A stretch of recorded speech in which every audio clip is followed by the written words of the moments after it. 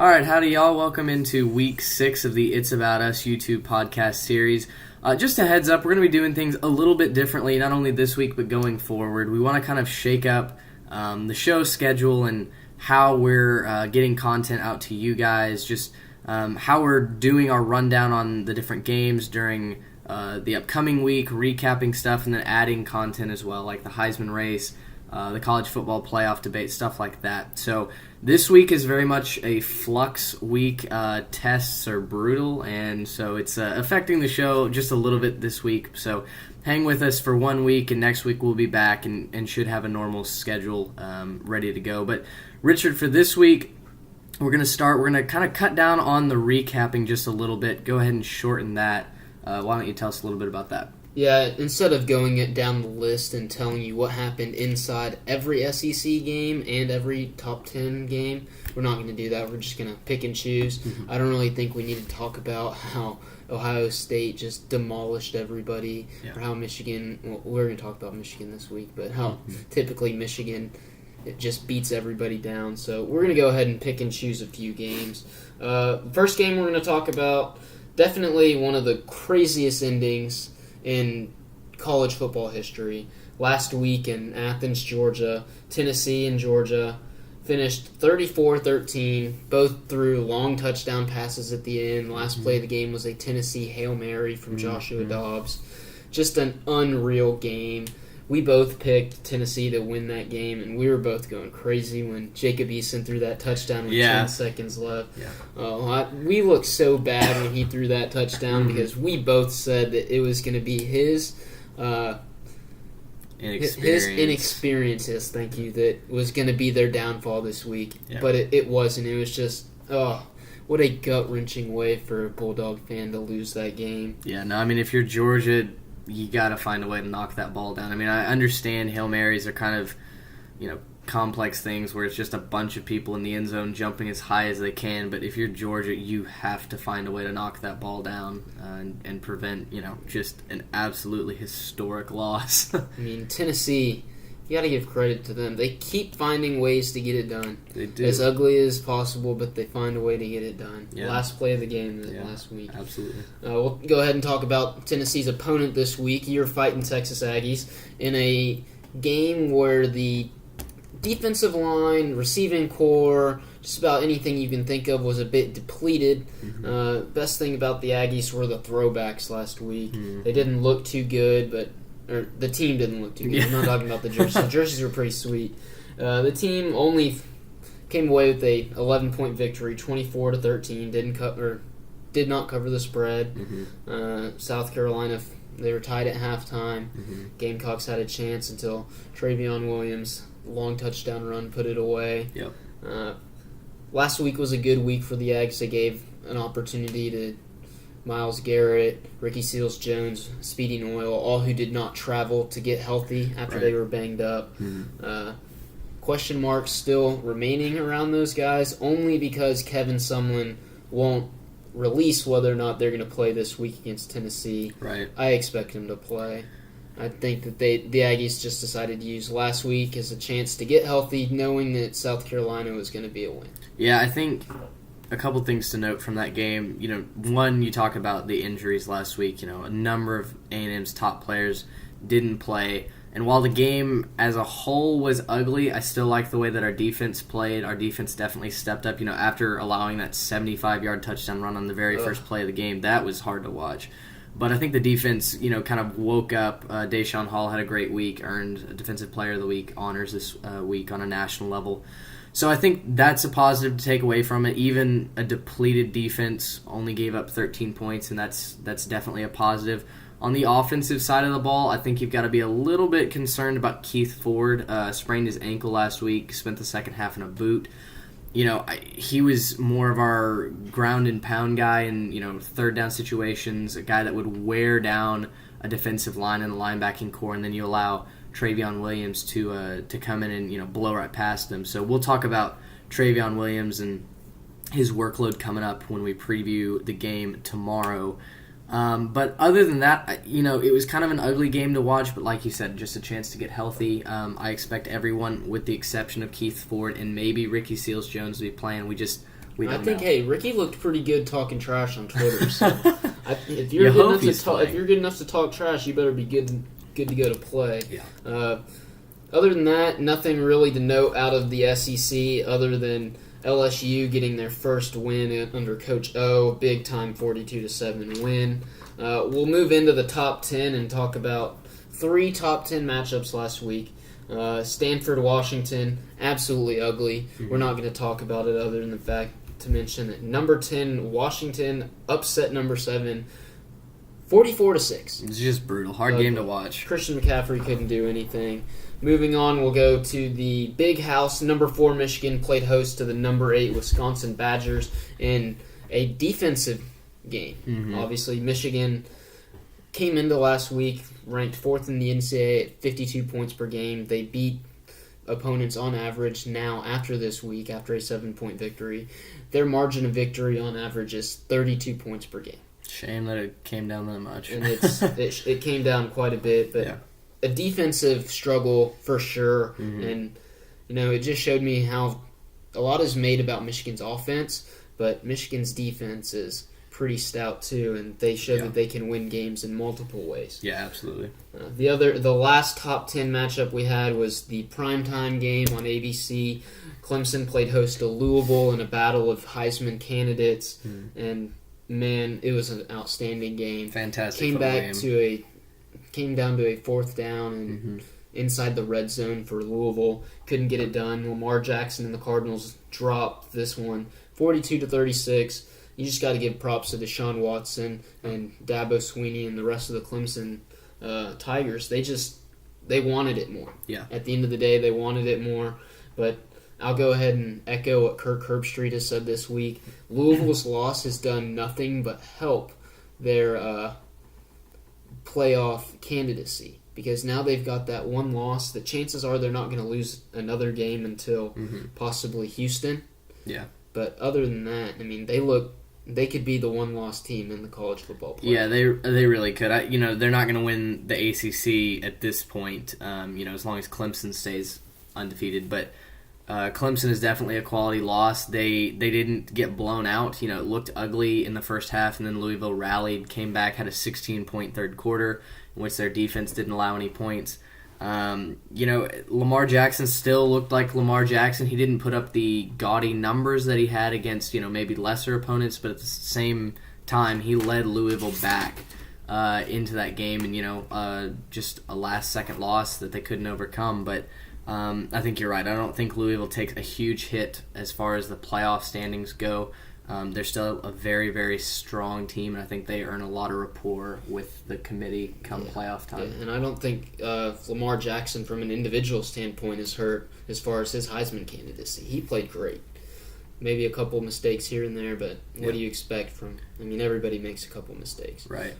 Just 2 weeks ago, Deshaun Watson threw an interception that ended up resulting in a Clemson safety. Yeah.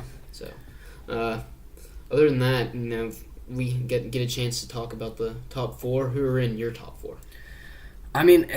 If the playoffs started today, I think number 1's got to be Alabama. They've done absolutely nothing to lose that number 1 spot, until someone can actually beat them or show, a certain weakness. Ole Miss started to do that and then obviously couldn't finish against Alabama. But I think you have to have Alabama in your number 1.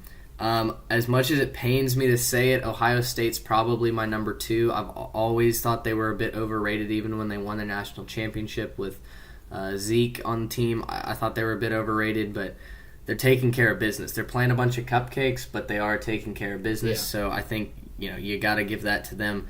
Number 3, I have Clemson. Clemson with a statement win against Louisville, the popular pick last week. Clemson came in, took care of business. Almost lost it there in the third quarter, but Deshaun Watson made the plays when he needed to, and their defense had essentially a goal line stand to keep Louisville off the board late in the fourth quarter. And then I think the 4th seed's got to be Michigan, another statement win for Jim Harbaugh in the Big House, a defensive battle like you said last week against Wisconsin. They were able to get the 14 points that they needed to get the win. Obviously, Harbaugh wants his offense to be able to put more on the board, but Wisconsin's a top 10 defense, and so, as long as you get a win against a top 10 defense, I think you're happy with that. So that's my 4. How about you? I think, that's exactly the AP top 4, and I think I have to agree with that as well. Alabama's looked absolutely unbeatable. They've had one weakness against Ole Miss, and then Nick Saban said, nah. Yeah. Ohio State's looked even more unbeatable just because they haven't played anybody. They're going to meet Michigan later on down the road. They're going to play Michigan State as well. Should be a good game. They've got Wisconsin. I'd have to put Clemson in there because of the statement win last week. And then obviously, like you said, Michigan at 4. Yeah.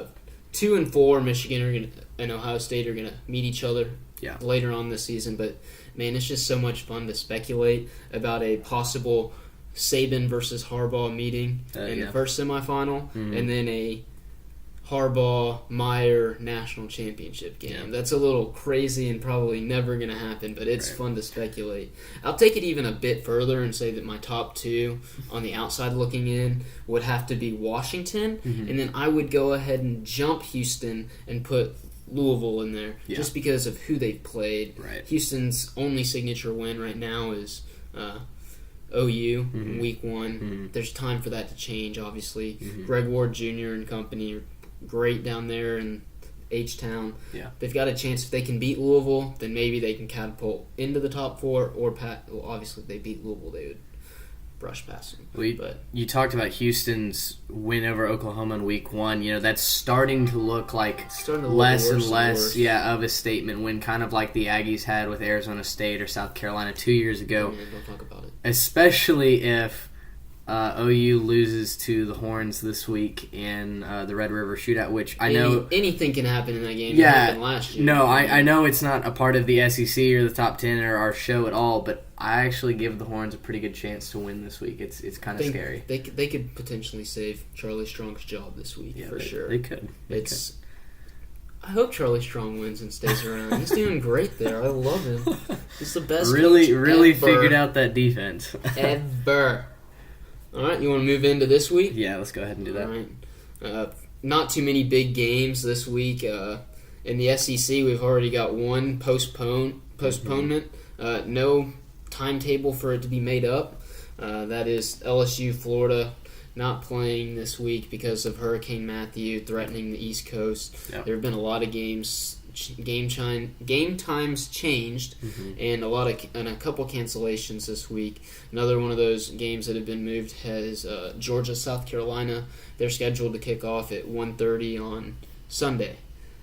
Other than that, there's only 2 good games inside the SEC. That's our game, A&M in Tennessee, and Alabama, Arkansas. Yeah. Number 1, Alabama visiting number 16 ranked Piggies in Fayetteville. What do you think happens there? Well, I'd like to believe that Arkansas could work some magic. The last 2 times that these teams have matched up, it's been really, really close. Last year, Arkansas nearly pulled off an upset, lost it in a low-scoring game in the fourth quarter. But the way that A&M's defense handled Arkansas's offensive line tends to lead me to believe that Alabama is going to do the same. I don't know that Arkansas has an ability to finish games at this point.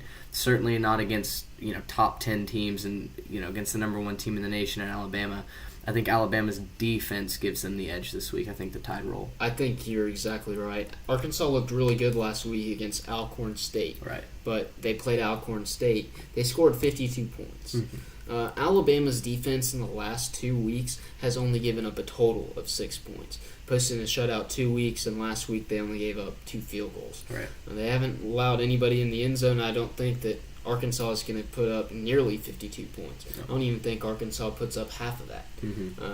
It should be your stereotypical SEC ground and pounds. Yeah. Everybody likes to say the 6-3 game. Probably not that low scoring, but it should be a low scoring defensive battle for sure. Yeah, absolutely. Elsewhere around the country, you mentioned the Red River Shootout. Just kidding, the Red River Showdown now. They're not allowed to say shootout. Yeah. The only other big game is another rivalry game. Number 10 Miami plays host to number 23 Florida State. Yep. In a battle between two good teams. One of them's 3-2 in Florida State, but I still think they're a pretty good ball club. Like we said, we mentioned Hurricane Matthew earlier. That weather could also play a factor on tomorrow night. Yeah. And I think that neutralizes Brad Kaya's ability to throw the ball and spread it out downfield for the Hurricanes. Mm-hmm. So I'm going to take an upset here, and I'm going to pick Florida State in this game. Yeah, I'm going to pick Florida State as well. I mean, I hate picking the Noles. I've made that pretty obvious. I always think they're overrated. I expect them to lose, not necessarily as badly as they did to Louisville, but I did expect them to lose. I expected UNC to give them more of a fight than I think most people did. I did not pick the upset, but at the same time, I think Florida State is a better football team than Miami. I think they have something to prove this weekend that they're not that they are a top 25 team. The AP poll almost put them out. I think Miami's coming in. Miami hasn't really played anybody this season. Miami hasn't played anybody, no. But so, that's the thing. Now that we get further into conference schedules, right, you're going to start playing people in the Power Fives. Yeah, I don't think Brad Kaya is that great of a quarterback to begin with, and then like you said, weather could really ground their air attack. So at this point, from what I've seen, I'm going to go ahead and give the Noles the edge. Yeah, I just hope that everybody stays safe down there. Yeah, Florida, Georgia, definitely. Carolinas. Hope I've got a few people that go to school out there and send them all texts. Stay safe. Scary weather coming to the East Coast this weekend. Yeah. And definitely. College football should be your last worry. Yeah. If you're trying to go to the game, make sure you can stay wet. You can stay dry. Yeah. Away from the rain, away from the winds, Mm-hmm. and. Other than that, we've got one other big game that we need to talk about. The biggest game in the country. Mm-hmm. The only top 10 battle. College game days here in College Station. Yes, it Uncle is. Vern and Gary Danielson made their second trip to College Station of the year. Mm-hmm. The number 9 Tennessee Volunteers come to visit the number 8 Texas A&M Aggies. From what I hear on Twitter, Tennessee is, quote, the real UT. Close quote. I don't know. I mean, they did come first, but I'm pretty sure everybody else realizes that Texas is a little bit better academically, right, and a little bit bigger of a brand. But y'all keep telling yourselves that. Yeah. As far as the game goes, should be outstanding. Should be. We've mentioned a little bit of an injury standpoint from the Aggies. Yeah. Tennessee's could be without Jalen Hurd. Mm-hmm. Did they make a definite call on him? Or well, 24/7 Sports reported that he's going to be out. Butch Jones said he's a game-time decision, but from the tone that we're getting, it would seem like Hurd isn't going to make an appearance this weekend. We'll just have to wait and see, but a lot of people are speculating that he's going to have to miss this weekend. Yeah, that's huge. It is huge. True. It is huge. He's a great part of their offense. He's a really good player. Yeah. Other than that, big-time injury news. They will be without all SEC last year linebacker Jalen Reeves-Maben. Yeah. He is out. Fourth week in a row. Dude. A&M, here. Kevin Sumlin, Noel Mazzoni. Run the ball up the gut. Yeah. You had trouble when you tried to pass last week. When you run the ball, good things happen. We saw it last week when we did give Travion Williams the ball. We saw it against Arkansas. We saw it every week so far. When the Aggies run the ball more than they pass, they're successful. Mm-hmm. Yeah, absolutely. Running is going to be a huge key for the Aggies this week. The Vols have an okay secondary. They've been vulnerable earlier this year. It's just going to determine whether or not Trevor Knight can really effectively throw the ball downfield. He's had some trouble certainly early in games. If he has his full wide receiving core back, expect late for the passing game to really emerge. But right off the start, we've got to get the ball moving on the ground. Travion Williams is going to have to take a lot of carries. James White's probably going to have those short yardage carries. We could also see Kendall Busey, I think. Kendall Bussey. Who was at one point a Tennessee commit, so a little bit of revenge there. But running is going to be absolutely critical for the Aggies this is the SEC. You need to run the ball to be successful. Yeah, absolutely. Other than that, it's a 7-point line in favor of the Aggies. The Aggies are the favorite. Mm-hmm. Obviously, they're they're the number 8 ranked team. Right. Tennessee's number 9. Not much difference. Something about Tennessee scares me though. It's that team of destiny factor that you kind of worry about. No, I mean, a lot of people were talking about this week, especially here in College Station, that Tennessee isn't that good. But if you actually look at what the players are saying, what the coaches are saying, they all respect Tennessee, and I think that's perfect for this week. That's I a like great it. attitude to I like have. it a Yeah, lot. absolutely. Kevin Sumlin, said that a lot of people are saying that Tennessee's lucky. That's not true at all. You look at how they've come back and won games. He says that indicates, a very, very solid team, and I would have to agree. They've looked bad early on, and so I think it's important for the Aggies to jump on them early. But at the same time, Tennessee has an ability to come back and make games close and ultimately pull it out in the end. I agree. I think you got to take them seriously coming in. It's like Butch Jones said first week. It's what good teams do when they survived Appalachian State, and everybody laughed at him. It's like, haha, you just almost lost to Appalachian State. We're kind of getting the feeling that maybe we should have not laughed at him. Yeah. Because they've done it like 5 weeks in a row. They found a way to come back and win a game. Yeah. No.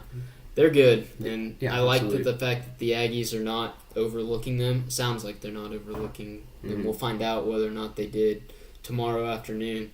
If you're heading out to Kyle Field this weekend, go ahead and hydrate. Bring some sunscreen. It's going to be pretty hot, especially there at the home of the 12th man. Yep. Student section will be scorching.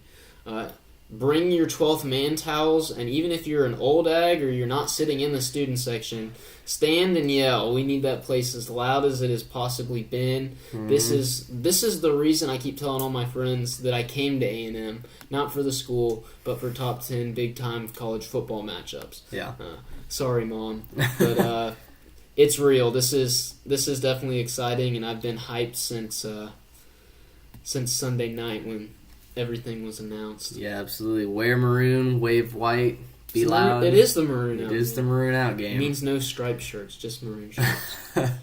Absolutely. All right, well, that's going to do it for us here in Week 6. Again, we will be back next week with a more normal schedule as far as the show goes. We'll iron some stuff out this week, but thanks for hanging with us. Just know that tests were a big factor this week. But anyway, from Richard Zane, from Mitch Mason, thank you so much for listening to us. Thanks and gig 'em. I got one more thing. Oh, to yeah, say, what's up? I mean, if you don't want to watch any college football this week, you can watch the Dodgers this weekend. They're gonna start that run to that 2016 World Series championship. Yeah. You got anything to add to that? I don't. It looks like your team's gonna be done soon, big guy. I'm sorry. Oh, well. All right, but it's October finally. The Aggies are 5-0, and baseball started, or postseason baseball started.